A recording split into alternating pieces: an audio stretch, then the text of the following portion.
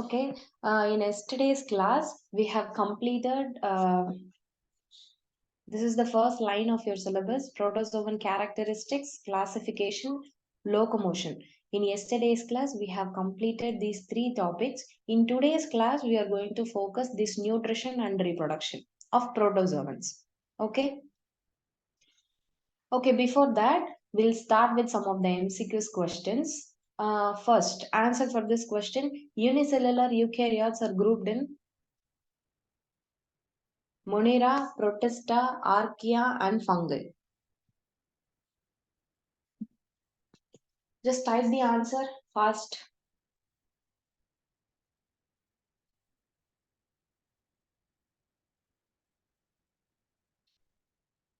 Is it Monera? Unicellular eukaryotes.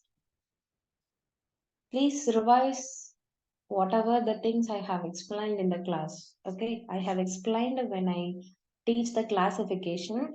See, this Monera is the unicellular prokaryotic organisms. That is, example, bacteria. This protista is said to be as the unicellular eukaryotics. Even though it is made up of a single cell, it has a well-developed nucleus. For example, protozoa, euglena, right? Fine. This is archaea bacteria. This is a separate domain. And this is a fungi. This is a multicellular organisms. Clear? Sai Sankirtana, is it okay for you?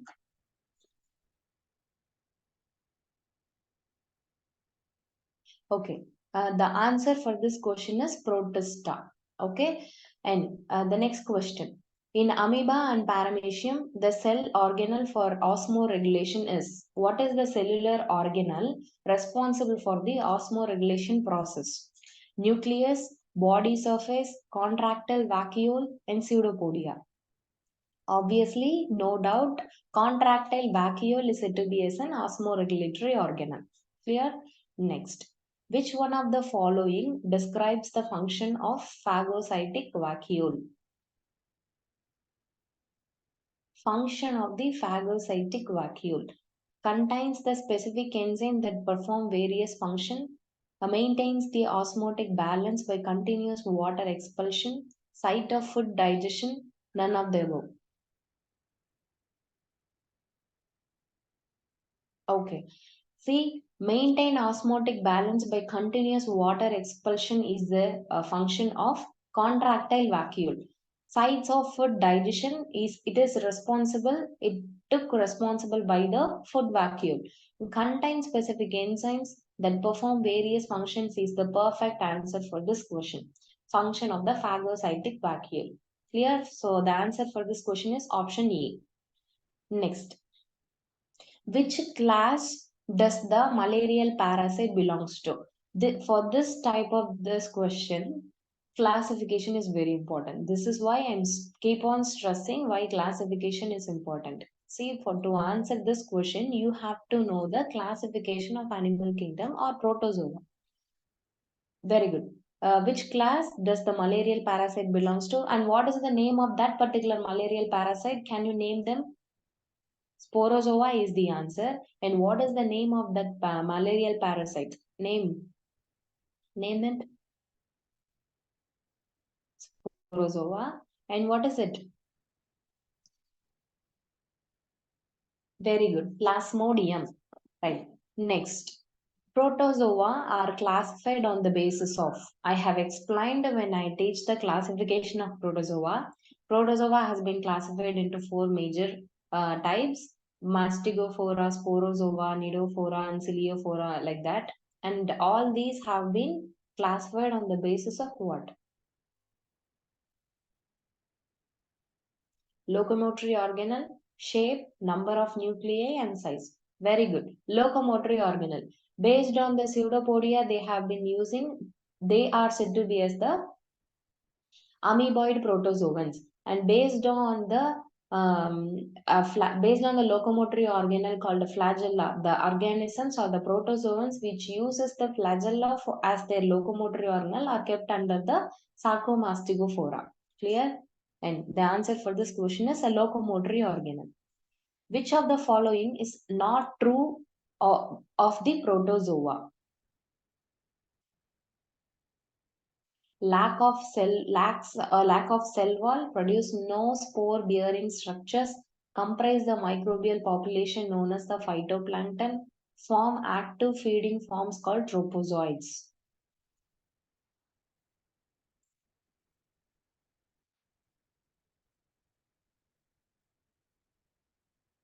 You can easily, if you know only one option correctly, you can easily answer this question. Not true about protozoa. Lacks cell wall. Protozoa has a cell wall like structure which is called as the pellicle. Okay, and it comprises it has a cell wall like structure which gives a definite shape that is called as the pellicle.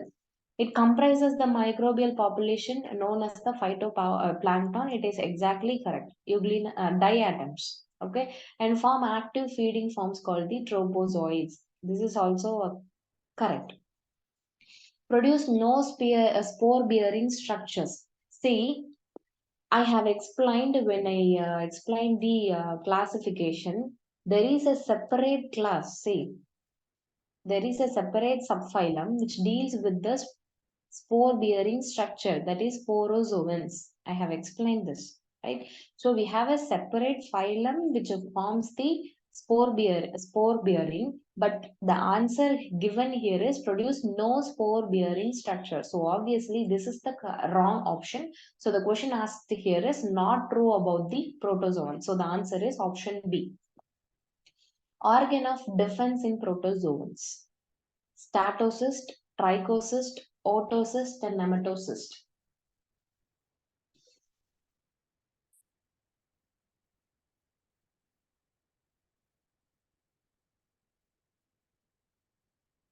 Trichocyst. Very good. Then what about the stratocyst?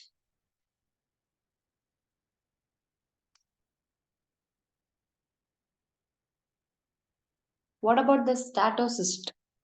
What is statocyst? Is nothing but the sensory cells. Okay, it is a balancing cells or the sensory cells. Trichocyst deals with the defense organisms. Okay, fine. And the answer for this question is option B. Which one of the following is not the characteristic features of the protozoans?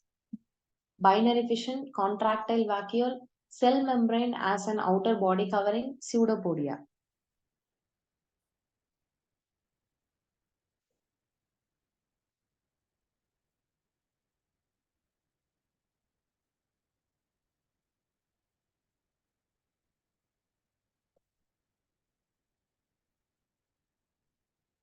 Very good.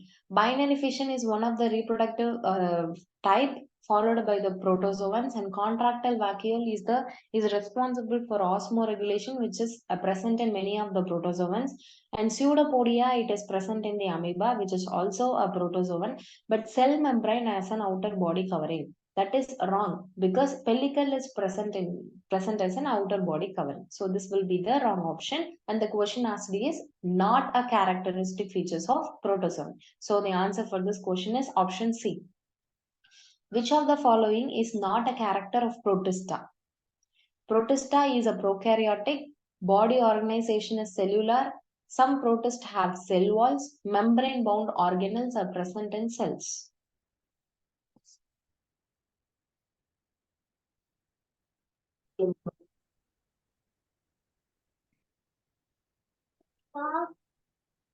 Mute yourself.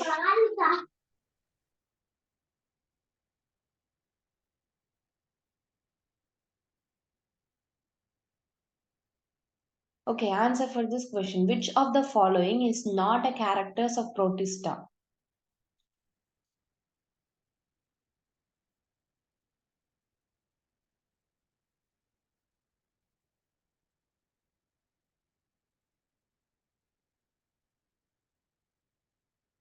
See, membrane-bound organelles are present in cells. See, protista, we know example, the protozoans are said to be as protist. We have read that contractile vacuole is there, foot vacuole is there, phagocytic vacuole is there. So there are different types of membrane-bound organelles are present in cells. So obviously option D is correct answer. Okay, some protists have cell walls. Of course, it is true. Pellicle is present in many of the protozoans. Body organization is cellular. We know that protozoans are the cellular grade of organization, not the tissue, not organ system. It is a basic level of protoplasmic grade of organization. And just now we have studied here, protozoans are the, where is it?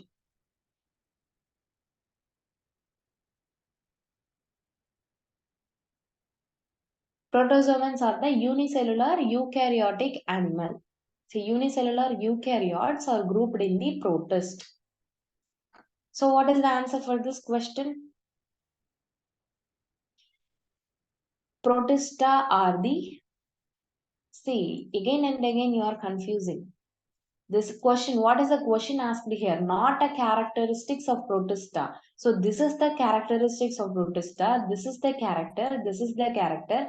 But protista are eukaryotic in nature. But here given is protista or prokaryotic. So obviously this will not be correct option. So the question asked here is not a characteristics of protista. Protista are eukaryotic. But what is given in here? Protista are prokaryotic. So the answer for this question is option A. What about others? Everybody clear?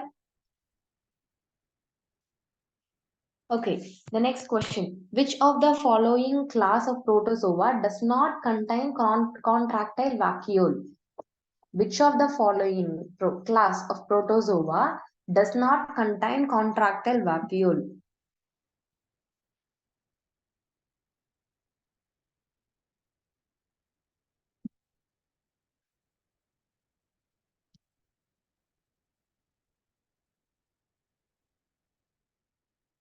Aruna Jyoti, answer this question.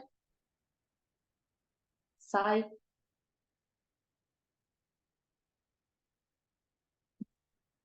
very good.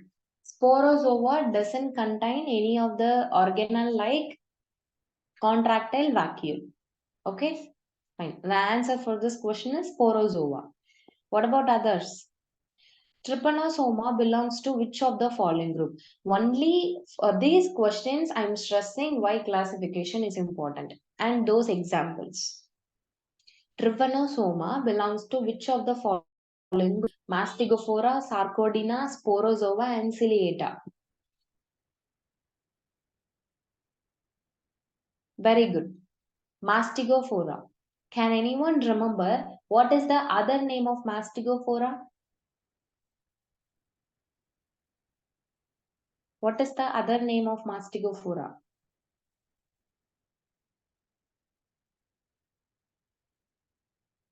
And very good. What is the other name of Sarcodina?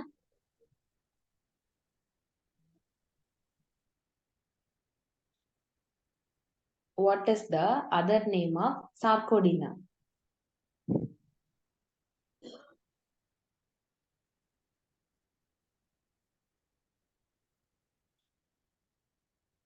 Fast. Very good. Amoeboid protozoans. Good. Super. See, you have answered Trypanosoma belongs to Mastigophora group. And we know that there are two types of Mastigophora. One is Phytomastigophora and Zoomastigophora. These Trypanosoma can be placed in which of these two groups? Whether it is Phytomastigophora or Zoomastigophora. Okay. Zoomastigophora. Very good.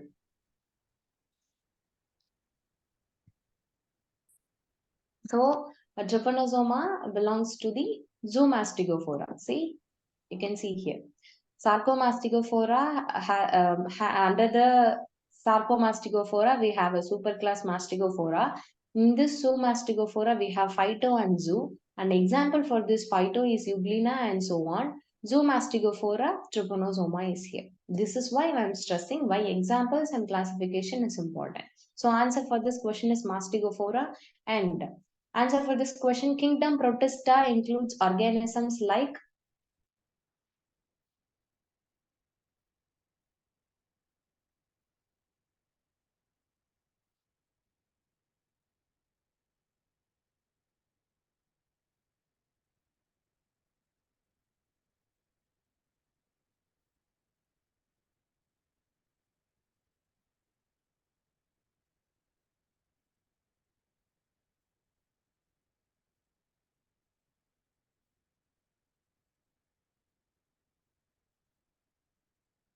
Kingdom Protista includes organisms like first.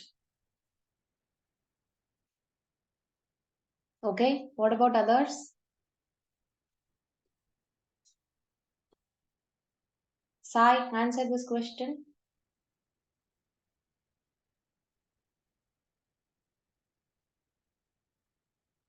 Okay. Everybody is given a different answer, but all the three answers are wrong. What is penicillium? Just tell me what is penicillium.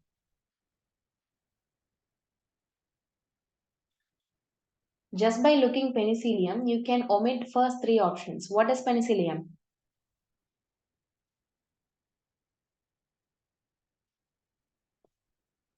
Penicillium is a fungi, and from this fungi penicillium, we can get an antibiotic called penicillin, which kills the bacteria.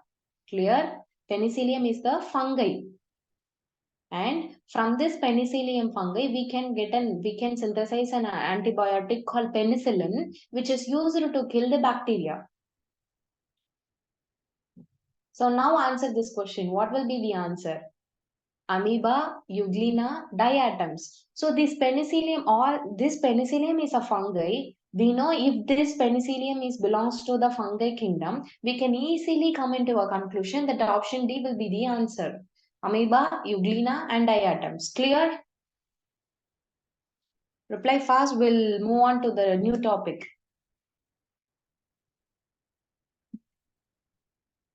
Good. Okay.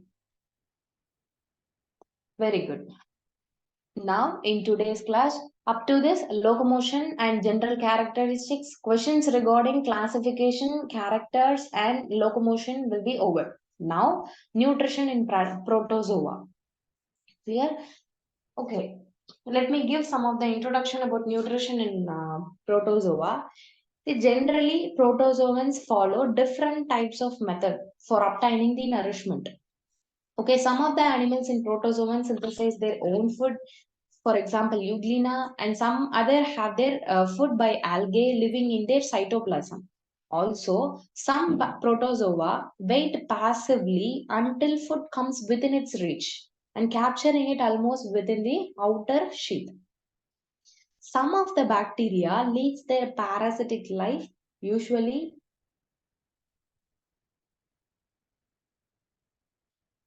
Okay, sir will upload the video, recorded video. Okay, don't worry about that. Okay, come back to the lesson. Okay, see, recorded videos and the PPT will be maximum will be sent in and that particular day itself. Okay, after finishing this class, I'll upload this PPT. You can refer to it, and the recorded video will be uploaded in 2 to 3 hours. Okay, fine.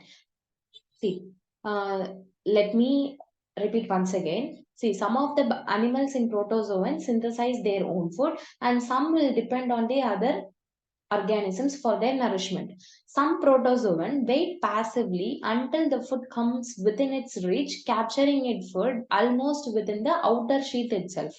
Some of the protozoa lead a parasitic life, usually doing no or little harm to their host, but occasionally causing serious diseases. Okay, so the first type of nutrition, there are different types of nutrition types followed by the protozoans, and the first one is holophytic, holozoic, saprozoic, mixotropic, and parasitic, right? And the first one is holophytic nutrition. And what about this holophytic nutrition means? It is a basic knowledge that this, if the animal possesses the chloroplast, it can synthesize their own food materials by performing photosynthesis. As the energy is supplied from the sunlight to carry on the food making activity, this method involving a self feeding, so it is also refers to the autotropic phototropy. Let me explain. See, in holophytic nutrition, definitely they are going to perform the photosynthesis because it has a chloroplast or the chromatophores. These are the pigments which helps the protozoans to synthesize their food materials. Okay, so it is called as the autotropic heterotropy. So, what is the general formula for photosynthesis? Carbon dioxide plus water. These two are the raw materials. In the presence of sunlight and the chlorophyll, it can synthesize the dextrose sugar, that is C6H12O6. And by doing this photosynthesis, plants remove the oxygen, exhale this oxygen, and this oxygen is taken by the human beings. Okay, and the human beings, after intaking oxygen, they are going to exhale the carbon dioxide, and that carbon dioxide is taken by the plants for the photosynthesis process. Hope you are getting. So this is taking place in the holophytic nutrition, right? Fine. Next, holozoic nutrition. The majority of the free living protozoa derive their nourishment by ingesting the other organisms for both animals and plants. See, what is the basic difference between these holophytic and holozoic nutrition means? They are going to feed on the they are going to feed their food materials by synthesizing photosynthesis. But this holozoic nutrition, they are getting their nourishment by killing some of the organisms. Okay, for example, all these arcodina. All these arcodina means we can say that amoeba is the best example for this holozoic nutrition. See, many animals in this protozoa take their food by digesting, ingesting, absorbing the other animals, and such type of nutrition is called as the holozoic nutrition. See, they are going to capture the food and ingesting the food. After ingestion of food, they are undergoing the digestion by secreting some of the enzymes. After digestion, the waste materials will be excreted by the organism, which is called as the digestion. Okay, that's all about the holozoic nutrition. The best example is amoeba. Next, in this holozoic nutrition, there are different types of feeding mechanism, and the first one is food and the feeding. In the food and feeding, the food of holozoic protozoa consists of microorganisms. Definitely, these holozoic nutrition, the organisms which follows this type of nutrition, definitely they are going to kill the other organism. They are going to ingest some of the smaller organisms like see, it involves in the ingestion of these organisms. It refers to the phagotrophy or the phagocytosis. This is the name of the process by which the organisms will intake the other organisms. Colorless flagellates and those who have lost their chromatophores. See, those who have lost their chromatophores or the chloroplast, they can't synthesize their food materials by photosynthesis. So those who lost their chromatophores captured their solid food by means of flagella and ingested them either through naked sites or through specialized oral apparatus. Okay, see, let me explain. The organisms which lost the chromatophores, it captures their solid food by means of a flagella. It getting their food materials by an important organelle called the flagella. As I said in the yesterday's class, flagella is not only meant for its locomotion but also for capturing the food. Like in the same way, those organisms which cannot synthesize their own food materials, they use this flagella to ingest their food. Or other area like naked size, example bodo, or through specialized oral apparatus, euglena. Different protozoans have different structures to ingest their food materials. Okay, some flagellates like Peranima capture the food with the help of special rod-like structure called trichids. See, the question may be arise, what is trichids in the protozoans? You have to know that trichids is the special structure which helps the protozoans particularly to capture their food. Example for such protozoan is Paranima. Okay, and it possesses the flagella for its locomotion as well as for the nutrition process. And another example is Sarcodina. See, okay, in Sarcodina, solid food is captured with the help of pseudopodia, which is called as the amoeboid nutrition. We know Sarcodina is also called as the amoeboid protozoans, and this amoeboid protozoans definitely going to have the pseudopodia, and this pseudopodia is involved in the capturing of the food.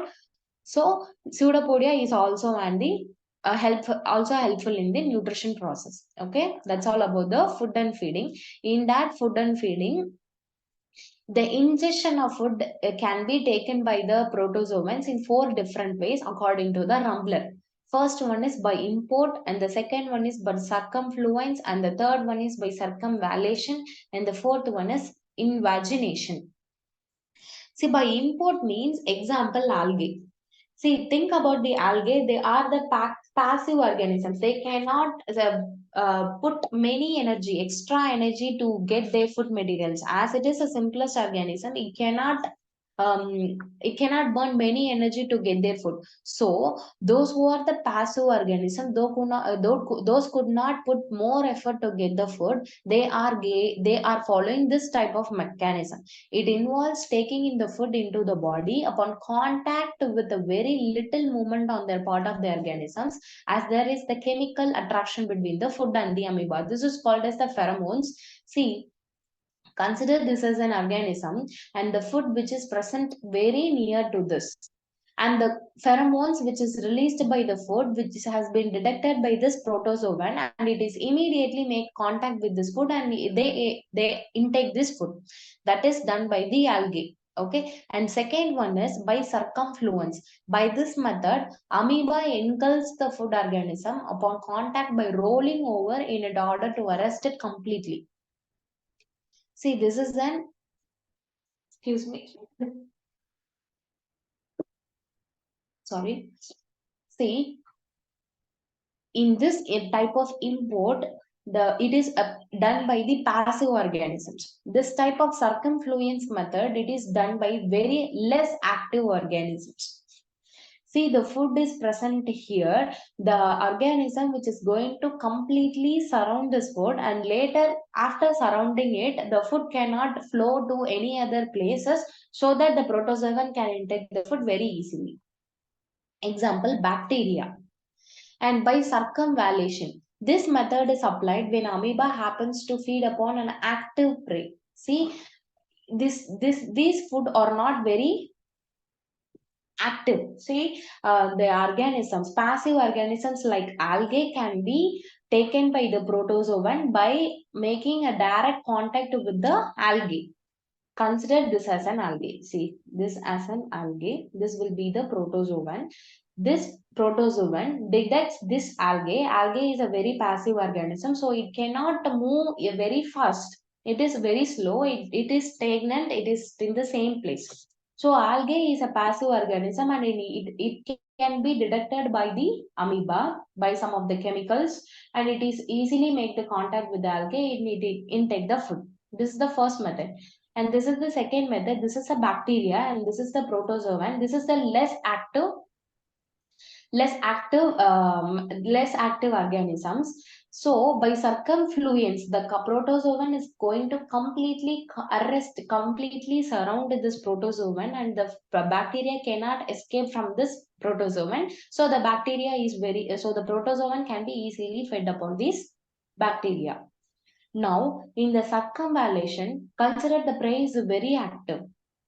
Now it sends out this for that very active prey. The amoeba extend its pseudopodia. This is the pseudopodia. They extend this pseudopodia and capture the engulf the desired prey while it is some distance away. These two methods can be followed when the food is very near to the protozoan and the food is very less active or passive organism.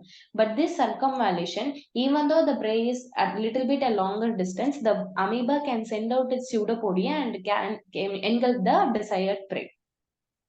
The pseudopodia surrounds the food without touching it. The food is not touched by the pseudopodia.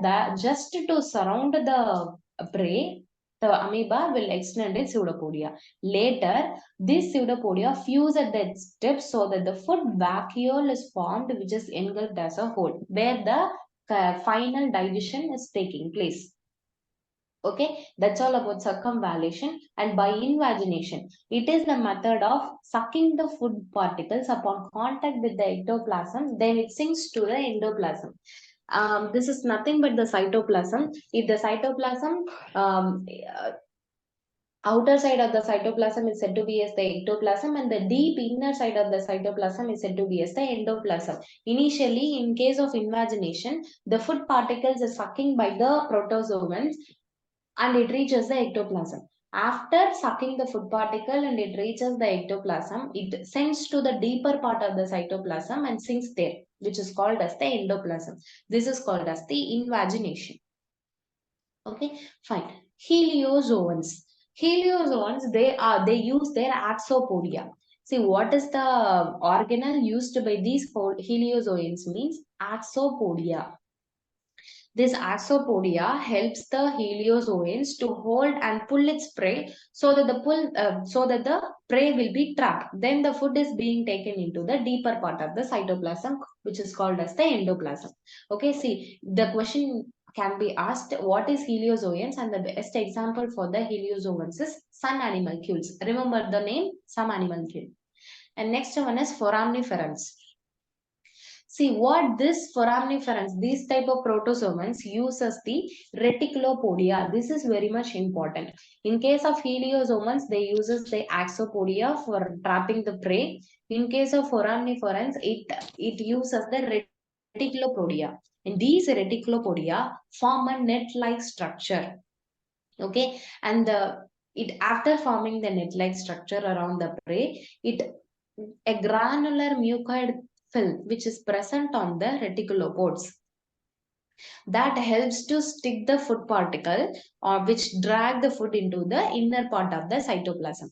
See, foramniferans uses this reticulopodia. It is going to form a net-like structure. In that reticulopods, it has a structure called granular mucoid film.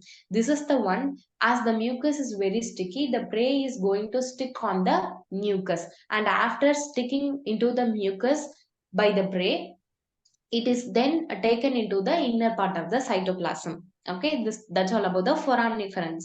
Now ciliates. In ciliates, there is a specialized structure called oral apparatus where the food can be captured and send it into the inside. See, this oral apparatus which helps in the food capturing, and through this oral apparatus the food is taken into the buccal cavity.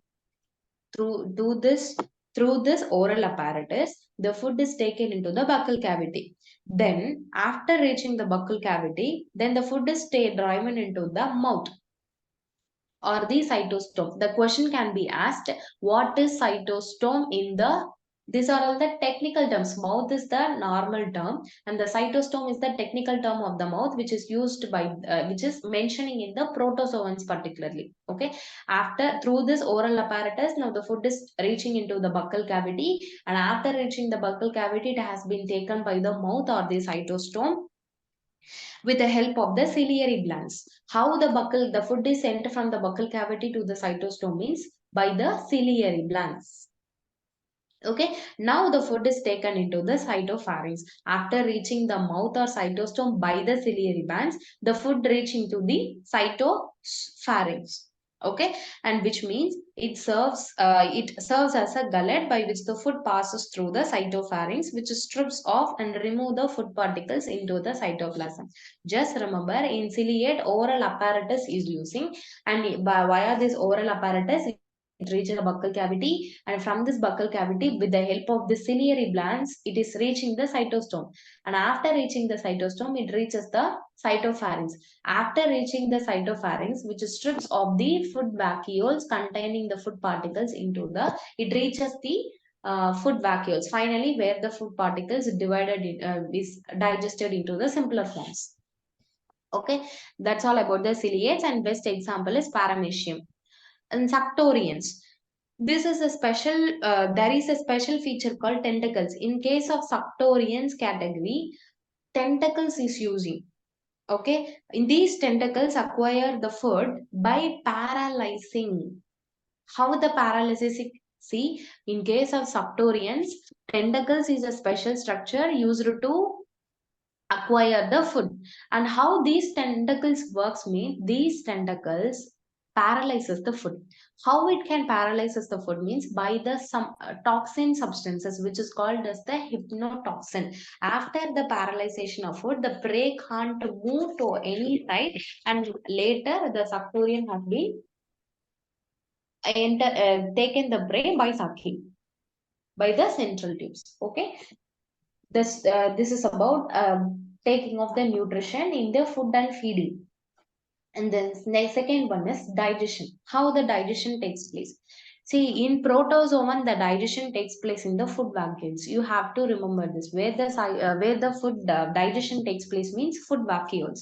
Always a motile in the inner part of the cytoplasm. That is, always these food which is floating in the inner part of the cytoplasm.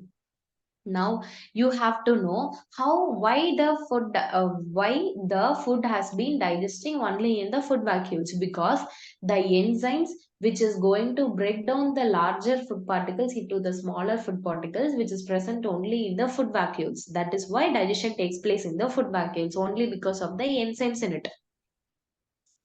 So food vacuoles contains hydrolytic enzymes as they formed by the fusion with the lysosomes. See, this is the food. This food is entering into the food vacuole. We know that here there are a lot of hydrolytic enzymes. These hydrolytic enzymes are going to break down the food. And how these enzymes will work? These enzymes will form the fusion with the lysosomes, because lysosome contains many of the hydrolytic enzymes as it has an acidic pH. And these food which produced after breakdowns like amino acids, sugars, they are diffused into the cytosol. After the digestion has been takes place, the digested particles will be absorbed to the different places. See, you have to know half digestion will be takes place only in the when the food vacuole is in acidic medium. For complete digestion, it has both acidic pH and the alkaline pH, that is basic pH. Half of the digestion will be takes place only in the acidic medium. Remaining digestion will be takes place when the food vacuole is in the alkaline medium. Okay. See, now get back to the PPT. Within the food vacuole, the reaction is first acidic, which later becomes the alkaline. See, after digesting some of the food particles, the food vacuole will convert the pH into the alkaline form. So, the question can be asked first. See, within the food vacuoles, the reaction is first acidic or alkaline. They can ask that. Initially, it is alkaline. Later, it is converting to the. Initially, it is acidic. Later, it is converted to the alkaline form. You have to remember this. This statement will be the question. And proteolytic and carbohydrate splitting enzymes have been demonstrated in many of the protozoan organisms. Splitting enzyme have been, which means what? Protein digesting enzymes and carbohydrate digesting enzymes are present in the protozoan organisms. See, in acidic medium, proteins are converted into the dipeptides. And in the alkaline medium, dipeptides are converted into the amino acids. You have to remember, see, half of the digestion, protein is converted into dipeptides. Half of the digestion takes place only when the food vacuole is in the acidic medium. And remaining digestion, that is dipeptides, is converted into the simpler forms of amino acids. Another half of the digestion, second half of the digestion takes place when the food vacuole is in the alkaline medium. Like in the same way, hydrolysis of carbohydrates takes place in the alkaline medium. See, proteins, half of the protein will take place in the acidic and remaining half will take place in the alkaline medium. But carbohydrates will be takes place completely in the alkaline medium. You have to note the differences. And say certain protozoa also has the capacity to digest the large form of lipids. You also know the question can be asked whether the protozoan has the capacity to digest the fats or lipids or not. Of course, they have a capacity to digest the foods, only certain protozoa, not all. Digestive enzymes are furnished by the lysosome, which fuses with the food vacuoles. Okay, that's all about the digestion. So after the digestion, after the amino acids, after the simpler sugars are formed, what is going to happen? The next thing, the energy has to be absorbed by the remaining part of the organisms. Okay, so absorption will be takes place. Digested foods get diffused into the endoplasm, where it is assimilated into the protoplasm. See, digestive food gets diffused into the deeper part of the cytoplasm. It has been digested in the food vacuole, and after the digestion it has to absorb to the endoplasm, where it is assimilated into the protoplasm. Now excess food, Now the digestion has been completed, the digested food has been absorbed by the remaining parts of the organism, and after that excess food in animals, excess food has been stored as what? Glycogen. Like in the same way, excess food in the protozoan stored as a glycogen, paramylum, lipids, chromatin bodies, etc. Okay, fine. Next, addition. The remaining parts or the waste products after the as the end product of digestion all has to be excreted from the body, and that process is called as the addition process. Ingestible residue of food is expelled from the hindered part of the body in case of moving amoeba at any point. Ciliates often possess an anal opening or the cytophages. See, what is the technical term of anal opening is cytophyte. So you have to remember the name. Cytophyte means what? Or ectoproct. Everything denotes the anal opening, and this is the structure which is used for the digestion process by the protozoans. That's all about the basic idea of the nutrition followed by the holozoic nutrition followed by the protozoans. Next comes the saprophytic nutrition. Saprophytic nutrition, the best example is suctorians, and they are going to feed on the dead and decaying organic matter, and they are using the process osmosis process. Osmosis means what? Generally the movement of fluids from the higher concentration to the lower concentration. In case the amoeba finds in case the protozoan finds we need food, it has a low content in its body. Initially where there is a high concentration of the food, they are going to intake or sucks from the surrounding. This is called as the osmosis process, and that too generally occur by the body surface itself. There is no specialized structure for this. Okay, so this method is called as the osmotrophs, and the organisms follows this process of osmotrophy is called as the osmotrophs.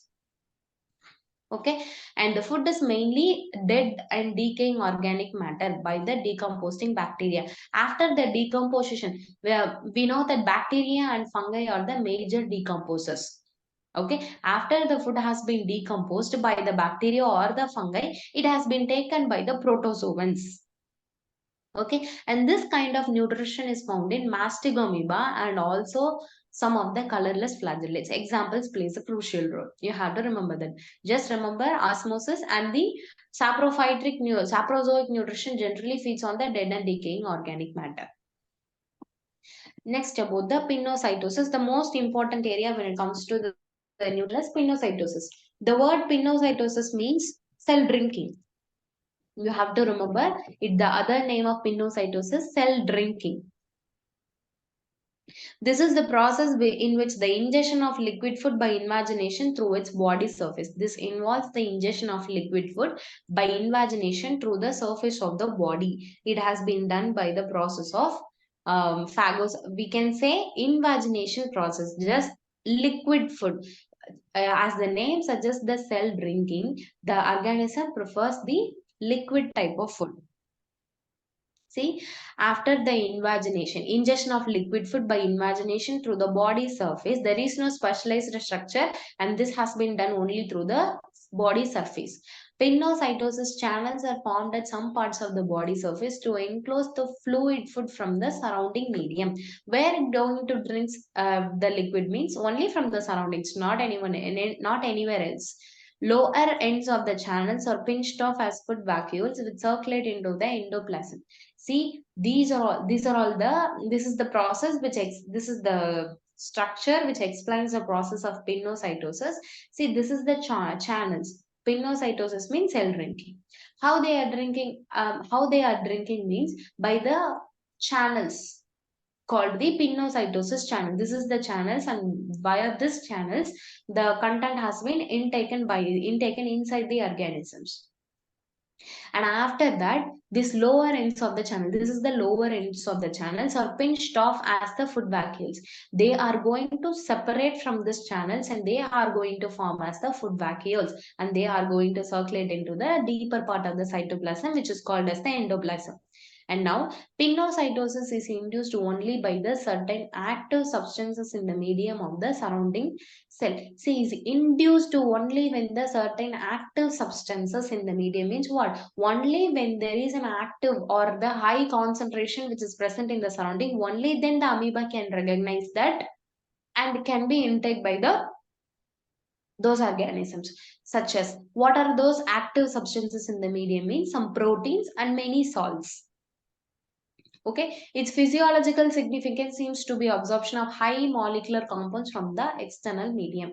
Just remember, pinocytosis is called as the cell drinking, and it is taken only the active form of food by the invagination process, and these lower channels of pinocytosis going to form as the food vacuoles, and they are going to circulate in the deeper part of the cytoplasm.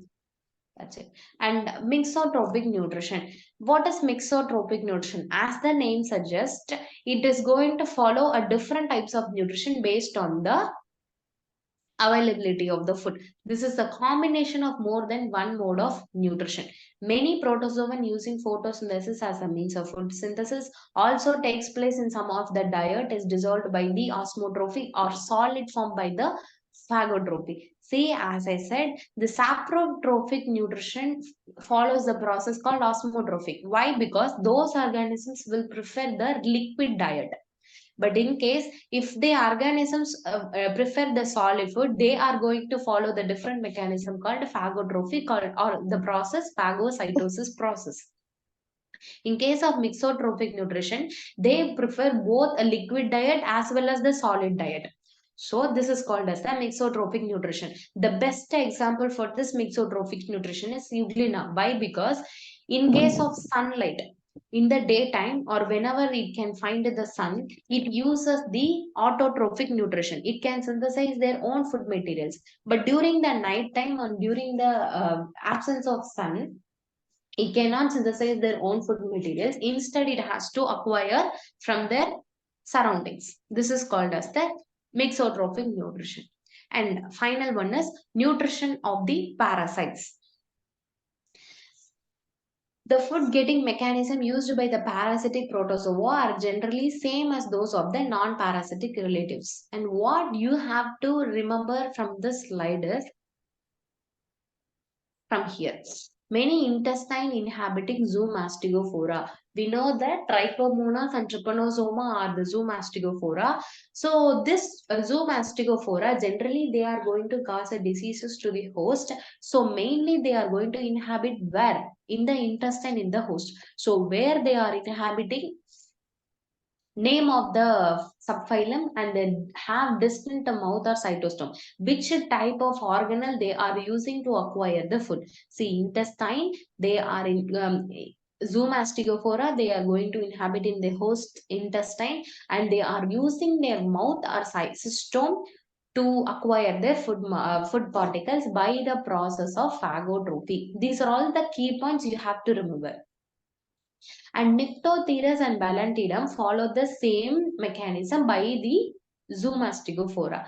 And parasitic Sarcodina is also called as amoeboid protozoan. They are includes the genus Entamoeba, Entamoeba histolytica. This Entamoeba histolytica also follows the process called phagotrophy, at least at certain stage of their life cycle. Okay. Now, in zooflagellates inhabiting the blood, those zooflagellates, those who are inhabiting the blood, example trypanosoma, as they are feeding the blood as it is in the liquid form, they are going to follow the process called osmotrophy. This osmotrophic forms may be either Cenozoic or the histozoic. What is Helozoic and histozoic? Some Helozoic means the parasites live within the cavities of the host body. See, coelom, as I said yesterday, coelom means body cavity. Cenozoic means parasites live within the cavities of the host body. And what is histozoic means? The parasites live between the cells of tissues or organs of the host. Just remember those who inhabit the tissues. So this osmotropic forms can be either Cenozoic or the histozoic. Next, opalina. Opalina, which is found in the rectum of the frog, which is the questionable area. Just remember this. Opalina, which is found in the rectum of the frog. In yesterday's class, I have explained this opalina is found in the toads and they are the frogs. Okay, this can be asked. Is Cenozoic. Okay, found in the rectum of the frog, and it is Cenozoic, where it inhabits the cavity and absorbs all its food through the cell surface. And the young trophozoite of the monocystis is histozoic, which is Cenozoic, which is histozoic, can be asked. Within the sperms of the sperm morula, and it feeds upon the sperms by substance by the osmotropy. And parasitic saprozoic forms may also use directly the serums of their host blood. Again, they are going to follow the osmotropy. Okay, that's all about the nutrition. Any doubts? You can ask me now. Am I going faster or slower? Can you get me or what? You can say me now.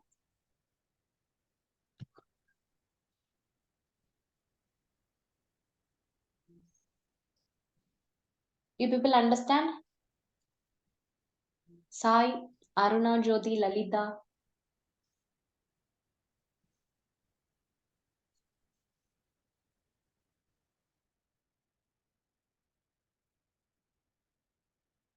Okay. Okay, let me slower hereafter. And anything, can you get me or not? What are all the concepts? You can go through the recorded. From tomorrow, I'll go a little bit slower.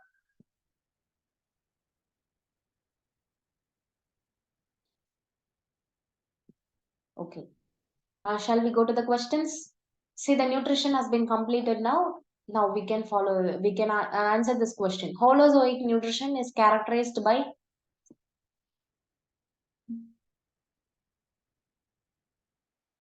what is Holozoic nutrition? A phagocytosis of solid nutrients and subsequent formation of, if you answer the question, I can understand, you can get me. If you didn't answer, I don't know, you are not getting.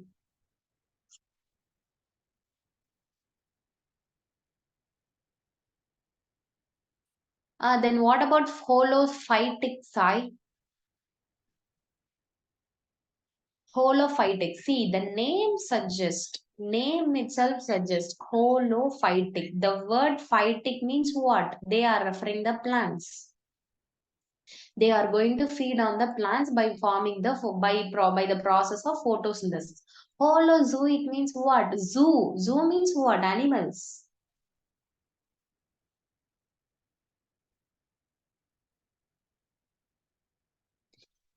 See, so we can eliminate the option. Photosynthesis will not come. Pinocytosis will not come. And what is the remaining part? Phagocytosis of solid nutrients and subsequent formation of phagocytic vesicles and phagocytosis of soluble nutrients. We can go with the option A. Okay.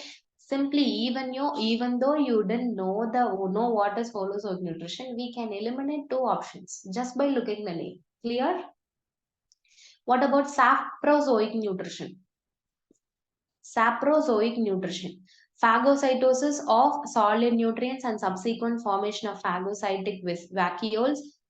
Pinocytosis of solid nutrients and subsequent formation of phagocytic vacuoles. Encystment of solid nutrients and subsequent formation of secretory vacuoles. Pinocytosis of soluble nutrients and subsequent formation of phagocytic vacuoles.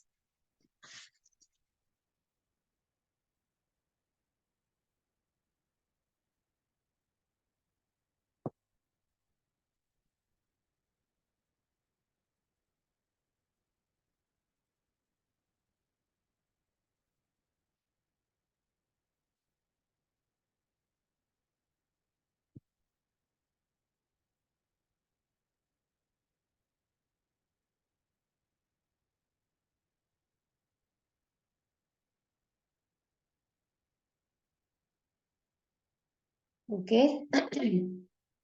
See, I have explained you what are the options you have given.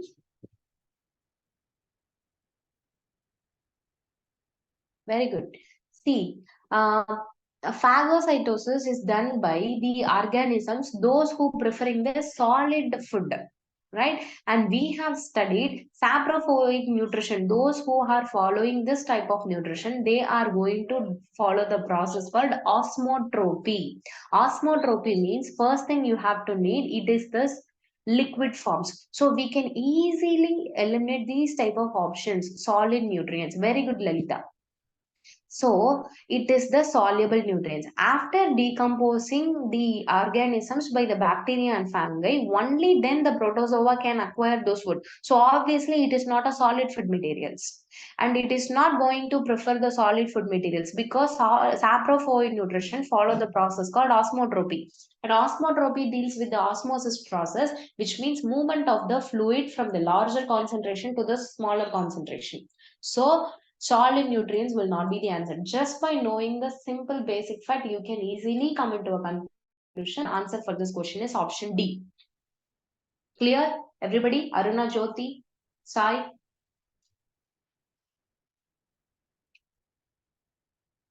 Answer?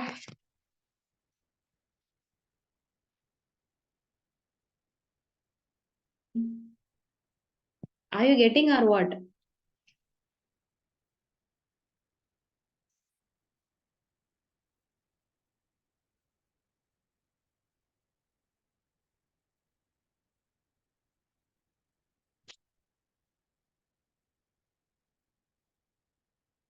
I'm saying, are you okay with this question or what? Nobody's Aruna, Jyoti, okay for the okay about this question? Okay, answer for this question. Which of the following phenomena is commonly referred as the cell drinking? Okay.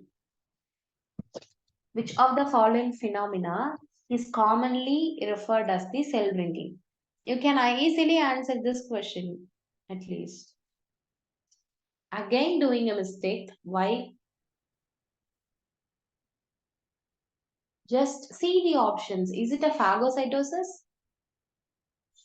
Cell drinking. What happened to you?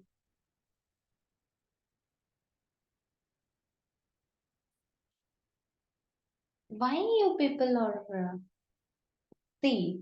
Pinocytosis means what? Cell drinking. So the answer for this question is what? Pinocytosis. Can't you see the fourth option? Are you clear or what? Just tell me, are you clear? Aruna, Jyoti. Okay. Just go through the recorded class once again. Okay. Okay. Holophytic nutrition is found in one of the following. Example for holophytic nutrition. I have said amoeba is the holozoic nutrition. Paramecium follows a ciliary mechanism. That is different. Euglena, but Hydra is different. But Euglena can synthesize their own food materials, and it can depend on the other organisms. Holophytic nutrition means they can synthesize their own food materials. In this option, only Euglena can synthesize the or own food materials. So answer for this question is Euglena. Clear? That's all about the nutrition. If you have any doubts, say no, ma'am. If you have any doubts, just tell me. Just to say if you have any doubts or what regarding the nutrition and regarding up to where we have completed characters, classification, locomotion, nutrition. Because clearing the doubts right that time is very important. See, what I have now going is finishing one topic and solving this question. So it will be easy for you to answer, to approach the exam. Okay, let us go to the reproduction in protozoa. In today's class, we'll finish this reproduction in protozoa, and after that, we'll focus on the protozoan diseases. Okay, What are all the reproduction types in protozoa? Means asexual reproduction. In first one, asexual reproduction. In that asexual reproduction, there are different types can be followed by protozoan. One is binary fission, and another one is multiple fission, and another one is plasmotomy. Multiple fission is a separate type, and in that multiple fissions, isogony and plasmogamy. These are all the types of the asexual reproduction. In case of sexual reproduction, syngamy, and there is some of the types of syngamy, and the conjugation process is there, and parthenogenesis, regeneration. Okay, we are going to discuss this now.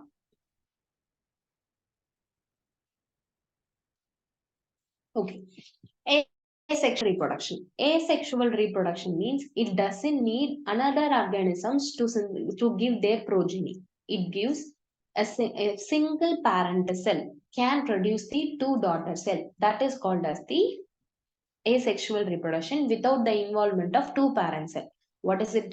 What does mean? A single parent cell has the capacity to give rise to two different cells, and that two different cell can be similar to this parent cell. That's why it is sending, the parent is sending their DNA to the daughter cells. That is why protozoa is said to be as an immortal. Okay, the first one is binary fission. See, look at the picture. This is the parent cell. In that parent cell, the initially the nucleus is one, and that DNA is converted into the two type. Initially, karyokinesis happen. Karyokinesis means what? Nucleus division. Nuclear division is happens.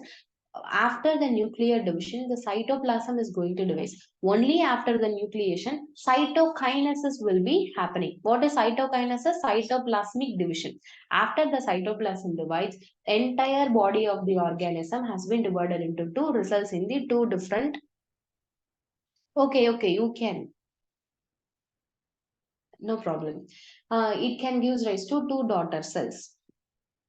Okay, it involves the division of one individual into the two equal parts, and it undergoes the mitosis division. Not meiosis, it undergoes only the mitosis division, which the karyokinesis is always followed by the cytokinesis division of the cytoplasm.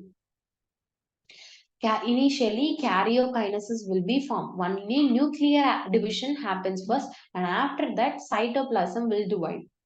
Okay, and this division may be, how this division can occur means, it can be done in the longitudinal plane. Longitudinal plane means like this. Transverse planes means like this. Oblique plane means any of the plane. Okay, whatever be the division. No plane means there is no division will occur. Just like that, it can separate. Okay, and the example for longitudinal plane division is euglena, and the example for transverse plane division is paramecium. An example for oblique plane is criterium, serratium, and the no plane is amoeba. Okay, this is about the binary fission, and these two daughter cells produced as a result of binary fission carry all the cytoplasmic organelles of the parent individual. That is why it is considered as the reproduction. Reproduction. Some organelles like mitochondria divide at the time of division, while other apparatus, flagella, contractile vacuoles are formed afresh by one of the daughter cells. See, why protozoa is considered as an immortal means, see, initially the parent cell is converted into the two daughter cells. What they are saying is, the two daughter cells formed as a result of binary fission carry all the cytoplasmic organelles of the parental individual. No doubt in that. But some of the organelles like mitochondria, contractile vacuole, flagella, some of the oral apparatus will be formed freshly by any of the daughter cells, just like the parent cell. In any one of the daughter cell, the parent cell again going to regenerate. That is why protozoan is said to be as an immortal. Okay, in shelled sarcodina, a mass of cytoplasm extrudes from the opening of the shell, which secretes a new shell. This doubled shell organism now divides into two, and that is example for Euglypha and Arcella. See, in shelled sarcodina, we know that some of the sarcodina, some of the protozoans placed under the sarcodina class has a shell in it. Okay, just listen carefully. This point is very confusing. In shelled sarcodina, a mass, consider this as a shelled sarcodina. Okay, this is a shelled sarcodina. This is the shelled sarcodina. A mass of protoplasm extrudes from the opening of the shell. The cell has been opened now. This all the protoplasmic contents will be excludes from the shell, and they are going to secrete a new shell. Now this doubled shell organisms now divides into two, and that is called as the euglypha and the arcella. This double shell organism now divides into the two shell. This happens in the euglypha and the arcella. Okay, fine. In ciliates, during fission, mega or macronucleus divides amitotically and micronucleus by the usual mitotic division. Example, paramecium. This can be asked in the question, so make a note of it. See, in ciliates, the best example for the ciliates is paramecium, and we know that paramecium is dimorphic in nature. What is dimorphic? It has two nucleus that through their entire life cycle it has a two nucleus. One is micronucleus, which is a smaller nucleus, and macronucleus or meganucleus, that is a larger nucleus. See, macronucleus or the meganucleus or the larger nucleus which divides amitotically. But in case of micronucleus, they are divided by the mitotic division. As usual, mitotic division. Example, paramecium. This will be the question. Which nucleus undergo which type of division? Okay. Next question. Next. Some protozoan divides only in the encysted stage, that is colpoda and tillina. I have said that sporozoans. Sporozoans are nidophora. In these two subphylum, I have said that spores. Spores means what? The cyst has been formed. The organisms which is covered by the cyst is called as the encysment process. And in this cyst formation is the perfect asexual reproduction form followed by some of the protozoan. Example, Plasmodium. So only then that sporozoans or the spores is considered as the perfect asexual for some of the protozoans. That is why it is considered, it is called as the it is said that some protozoa divides only in the encysted stage when it is in the spore stage. Example, colpoda and Tillina. Next, plasmotomy. This is the special type of binary fission. Finally, each parent cell by without involvement of another parent cell, a single parent cell is going to give rise to two daughter cell. But the name is different only under the subdivision of binary fission. Anyhow, the end product is two different cell, but the process is a little bit complicated.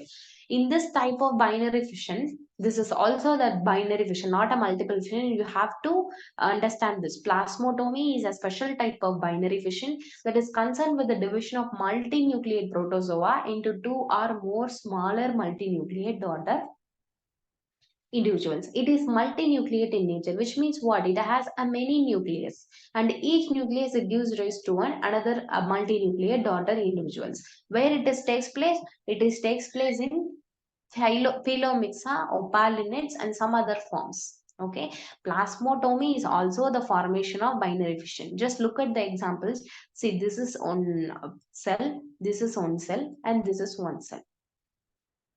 Okay, consider this as a parent cell. The parent is also a multicell, multinucleate in nature, which possesses a many nucleus. And now, after the division, it is gives rise to the two daughter, which possess the multinucleate forms. Okay. Now, multiple fission. Example, foraminifera, radiolaria, sporozoa, and mastigophora. Keep in mind the example, it is very important. During multiple fission, it is also called as the sporulation.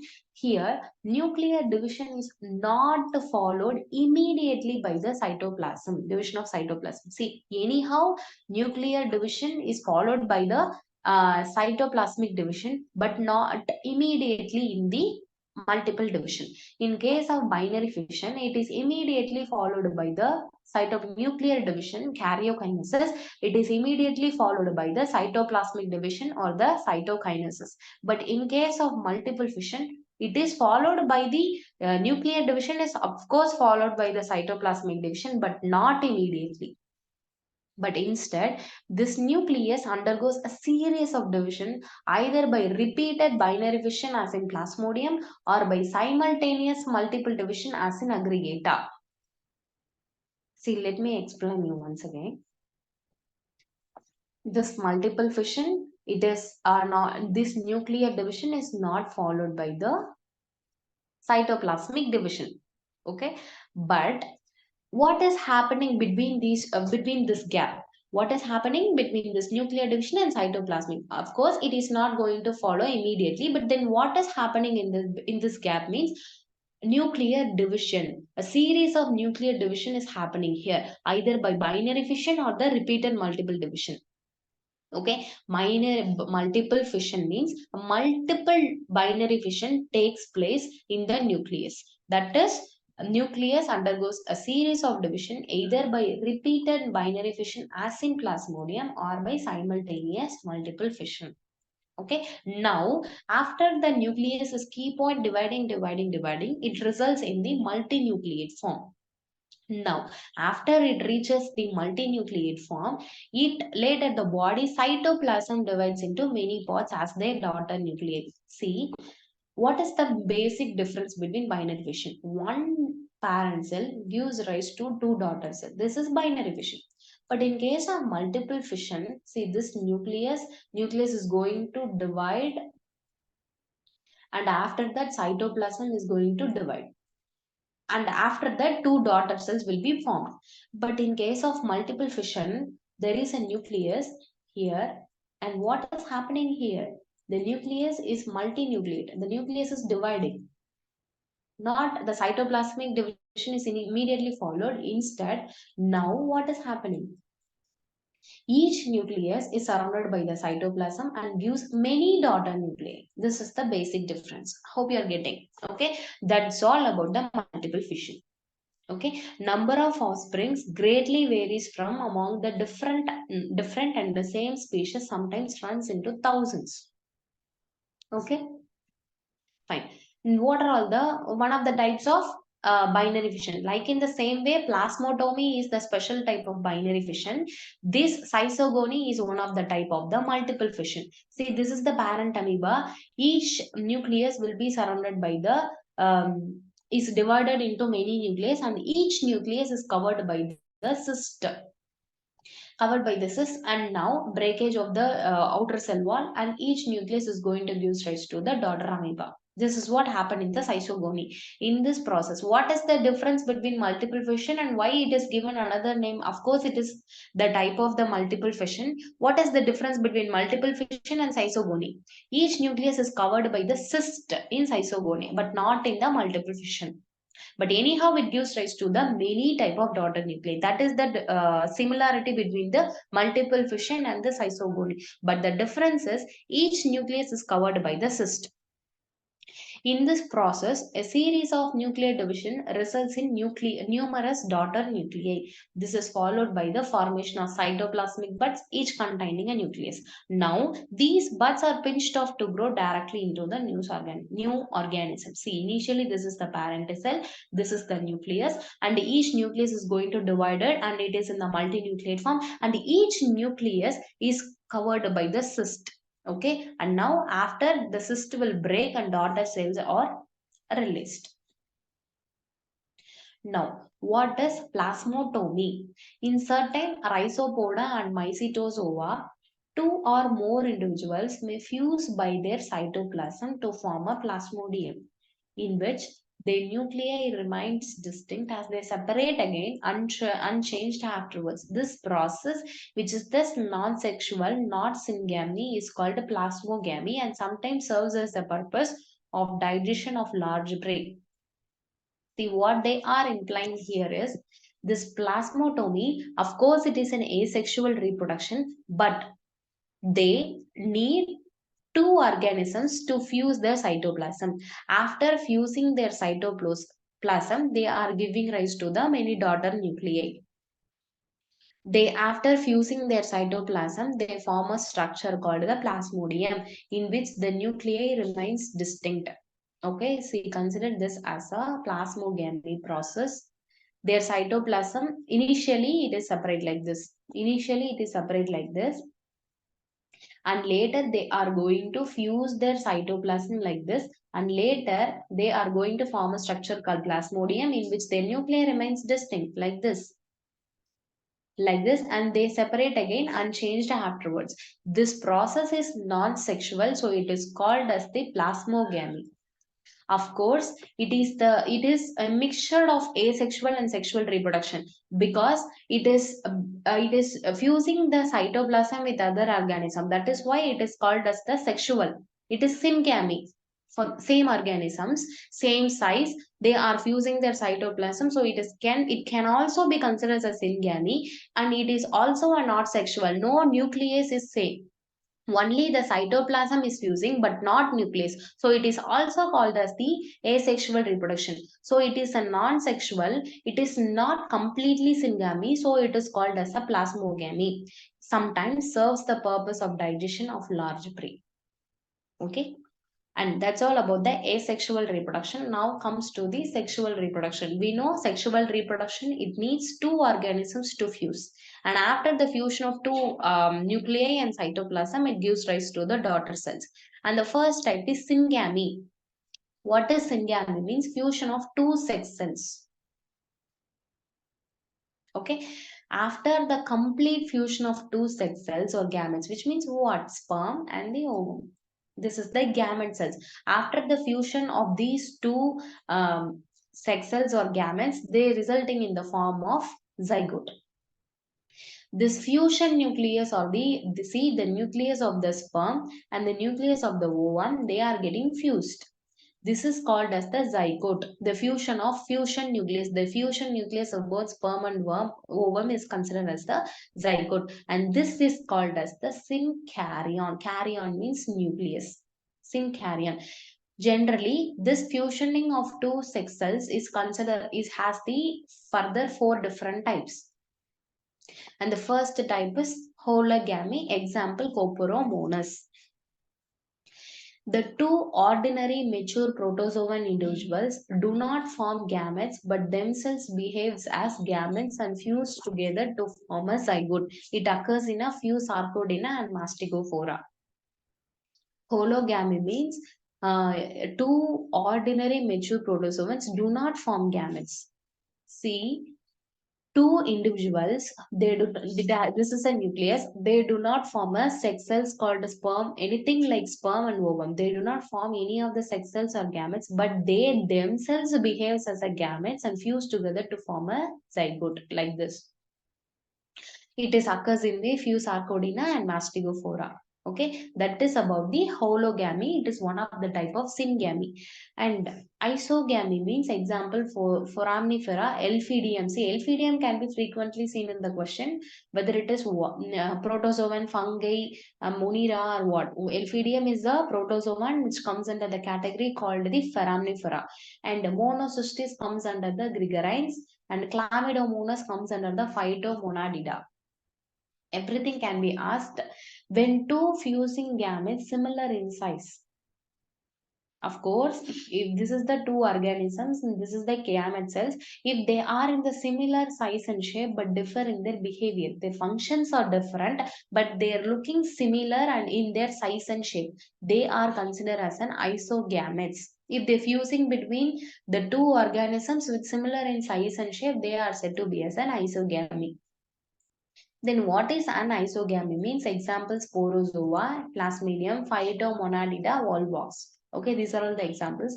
When two fusing gametes differ morphologically as well as in behavior, differ in both size and shape as well as in their behavior, they are said to be as an anisogamy. Usually the small motile gametes are the male. Usually the male are the small and it can move from one place to another. Only then it can reach the female ovum. Okay, and they are said to be as the microgametes. As it is small, it is said to be as microgametes. And large non-motile ones, they are said to be as the female macrogametes. See, they are morphologically different. It is small and it is large. Obviously male is going to do different function, female it is going to do different function, so they are differ morphologically as well as functionally. So it is said to fusion occurs between these two indifferences, then it is said to be as an isogamy. Okay, then what is autogamy? Autogamy example is actinophores and actinosporium. Actinophores and actinosporium in yesterday's class I have said they are the heliozoans. Heliozoans means what? They acquire the nutrition by the process of phagocytosis. They are going to perform the phagocytosis process. Heliozoans. This can also be asked. What is autogamy? Means fusion of gametes derived from the same parent cell. See, this is the parent cell, and if the fusion of gametes derived from the same parent cell, the same parent cell gives rise to the two daughter cell, and the fusion occurs between these two. This is called as the autogamy. In actinophores, during sexual reproduction, pseudopodia are withdrawn and the cyst is formed. In the actinophores, when it needs to do the reproduction process, the pseudopodia immediately lost and the cyst is going to form. We know that cyst will make the perfect condition for an asexual or the sexual reproduction. Anyhow, it is going to helpful in the reproduction process. Now meiotic division is going to take place and the two daughter nuclei with a half number of chromosomes are formed. Consider initially it has some of the chromosomes like 4 or what, and now consider 8. Okay, not 8, just for an example to make you understanding, consider an 8 example. In the daughter nucleus, by performing the meiotic division, only half of the nucleus 4 will be produced. No cell division will be takes place, but after some time gamete nuclei fuse together to form a zygote nucleus. This happens in the autogamy process. Next, conjugation. This conjugation it is also called as the amphimixis. This involves temporary union of two individuals called the conjugates. Only for the sexual reproduction, they are going to make a temporary union. After that, after finishing the reproduction, they are separate. Usually at the where it is going to join. Usually at the oral or the buccal regions of their body. Which of the protozoan will follow this type of reproduction is Suctoria and Holotrichs ciliates. What is going to happen in here means fusion of protoplasm occurs at the place of contact, where it is making a contact in the oral or the buccal cavity. After making contact, the fusioning occurs between two organisms protoplasm. Okay, now macronuclei will break up and disappear after some time. Macronuclei or the larger nucleus will break up and disappear, and this micronucleus is the one going to undergo the meiotic division. After the meiotic division, all but only one, see this micronuclei undergo the meiotic division. Now it results in the many micronuclei, but all the micronuclei will regenerate, only one will getting survive. The remaining micronucleates, the degenerate micronucleates, only one micronucleate will degenerate. Sorry. See, micronucleates will undergo some meiotic division and it gives rise to many of the micronuclei. Only one micronucleate will disappear or degenerate or destroy. The remaining all micronucleates will again divide, forming two gametic micronuclei. Okay, with that two gametic micronuclei, one is considered as a male pronucleus and another one is considered as a female pronucleus. The male pronucleus of one conjugate moves to the fused protoplasm into the another conjugate, which means the male is going to reach the female. Now, in each conjugate, these male and female pronuclei fuse together to form the zygote nucleus. Now, these two individuals separate and they are called as X conjugates. To make you understand, once again I'm explaining. Just listen carefully. See, conjugation, it is also called as the, let me explain with an example, 1 minute. Conjugation, it is also called as the amphimixis. Okay, they are going to make a contact temporarily. At which region? Oral or the buccal region. Okay, what is going to happening there? Fusion of protonucleus of two different organisms. Now, the macronuclei, initially it will degenerate once it gets contact with each other. Now, this micronuclei will undergo a meiotic division. It gives rise to many micronuclei, and only one micronuclei will degenerate, and remaining all the micronucleus will again keeps on dividing with two gametic micronuclei in it. Okay, in that two gametic micronuclei, see, one micronucleus gives rise to two gametic micronuclei. Now, of these two, one is considered as a male. One is considered as a male and another one is female. Male pronucleus and female pronucleus. Now, this male pronucleus of one conjugate moves through fused protoplasm into the another conjugate. This male is getting fused with the female. Now it forms the zygote. Now two individuals separate and are called as X conjugates. After the reproduction has been occurred, they are again separating. Each X conjugate undergoes further nuclear and cytoplasmic division, forming four daughter nucleus. Association in conjugation is not at random but indicate high level of specialization. See, this male and female does not mutually mate just like that. It rather select the species, it indicates the high level of specialization. Only with a fertile male, the female will fuse like that. And as a result, many daughter nuclei will be present after cytokinesis process. Sonborn has recognized different syngens in a species of Paramecium, and each syngen includes two mating types. Conjugation only takes place between the individuals of same syngen but belongs to the opposite mating types. See, you have to understand the conjugation process does not occur with any of the male and female. It is very specialized process. That is what explained in these 2 points. Conjugation occurs, they only takes place between individuals of the same syngen but in the opposite type, male and female. The unique feature of this conjugation is an exchange of hereditary material, so that each conjugate benefits from renowned hereditary constitution. So what is the advantages of sexual reproduction over the asexual reproduction is, in asexual reproduction, the gametes seen in the characteristics or the similarities seen in the daughter cell will be exactly similar to the parent cell. But in case of sexual reproduction, it can be the exchange of hereditary material, so they can be a renowned hereditary constitution will be produced. Okay, and the parthenogenesis and regeneration process is left over. Let me finish it. Give me 5 minutes.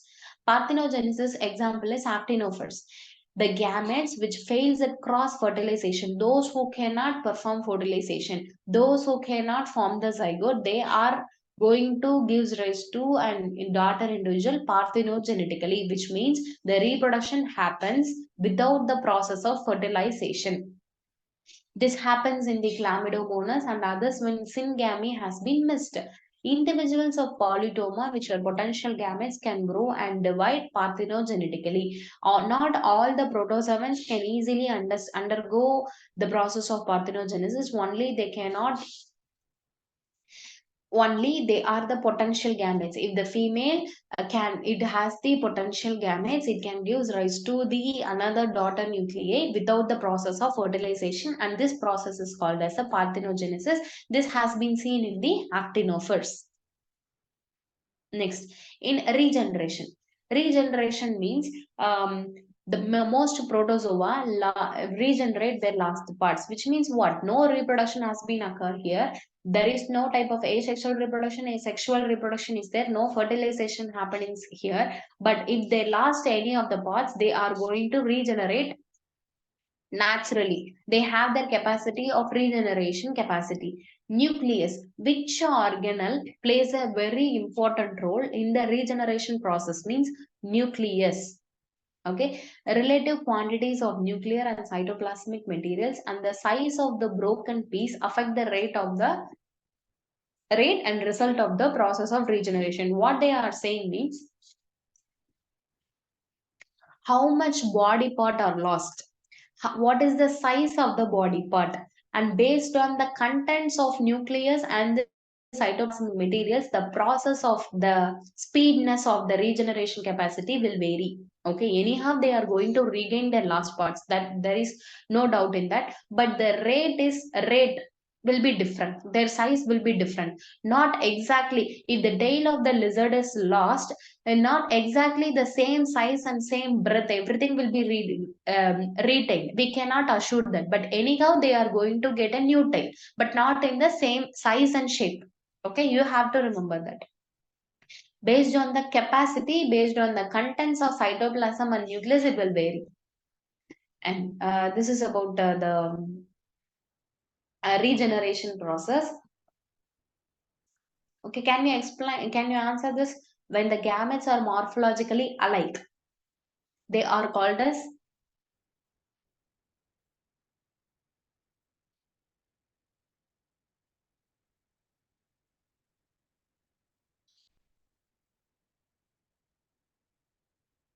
Very good. Isogametes. When the morphologically the gametes are same, they are said to be as the isogametes. Sexual mode of reproduction in protozoa is.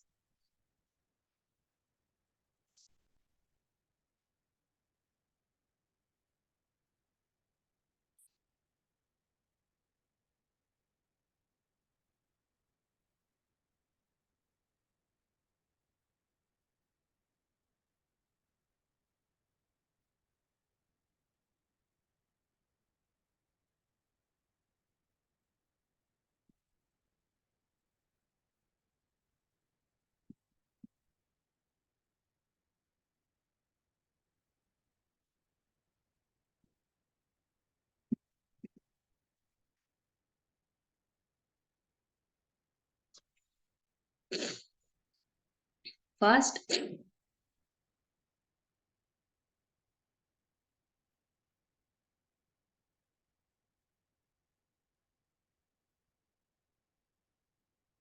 the plasmotomy, isogamy, they are considered as the asexual reproduction. Anisogamy and autogamy are what? See, autogamy and isogamy, they are the types of the sexual reproduction. So the answer for this question is autogamy and anisogamy, both. Okay, which of these contains which of these contain two nucleus, one for vegetative purpose and another for reproduction? Which of the following organism? I have explained multiple times, hope you can remember.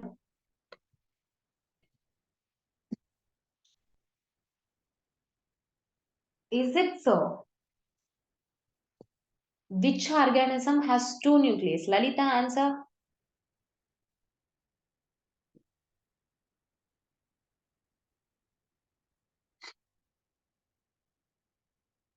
Lalita, Euglena. It's okay, no need, no need. Paramecium, dears. Paramecium has two nucleus, micronuclei and macronuclei. Micronuclei is for, just now we have studied, when the reproduction starts, this macronuclei will disappear. Only this micronuclei will undergo the meiotic division, and that is the one, this micronuclei will helpful in the reproduction process, and macronucleus is for the vegetative purpose. Okay, and that has been seen in the paramecium. Why you are confusing with euglena? Euglena can perform both type of nutrition. Okay, holophytic nutrition and holozoic nutrition. So it is the best example for mixotropic nutrition. Okay, and this, for this question, answer will be the paramecium. Okay, shall we wind up the class? If you have any doubts, you can ask me.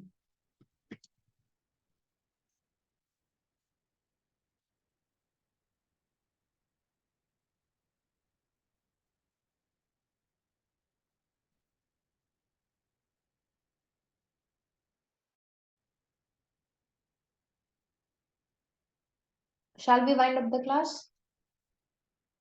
Okay, tomorrow at the same time we'll meet you.